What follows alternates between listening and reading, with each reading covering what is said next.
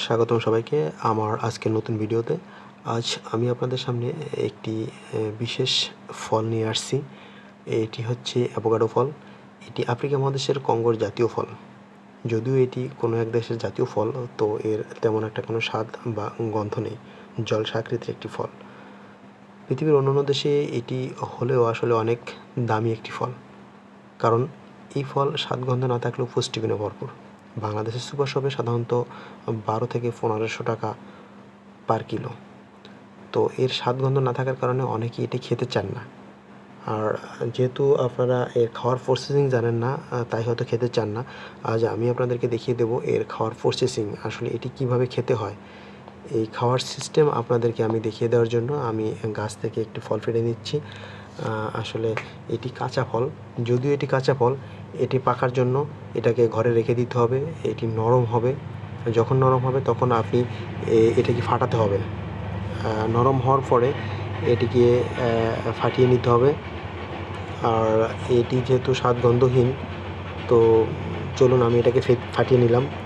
ফাটানোর পরে এর ভিতরে যে একটি গোলাকার অংশ দেখতে পাচ্ছেন, এটি হচ্ছে এর বীজ।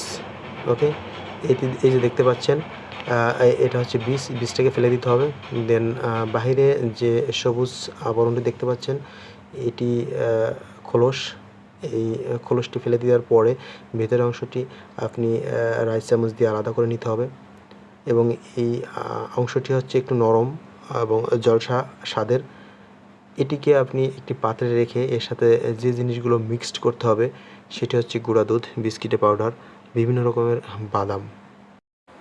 আপনারা অবশ্যই এর সাথে স্বাদ অনুযায়ী চিনি মিক্সড করে নিতে পারেন, যেহেতু বাঙালি মিষ্টি পাগল।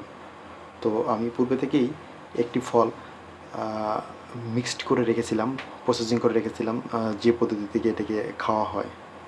তো সেই প্রসেসিং যদিও আপনাদেরকে বিশদভাবে আমি দেখাতে পারলাম না, তো পদ্ধতিটা বলে দিলাম মাত্র।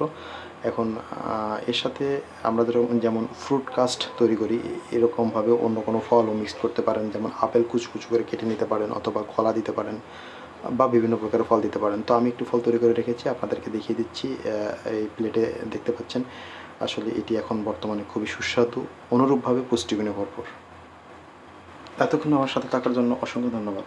সাথেই থাকুন এবং নতুন নতুন ভিডিও পাওয়ার জন্য পেজটি ফলো করে রাখুন। ধন্যবাদ সবাইকে।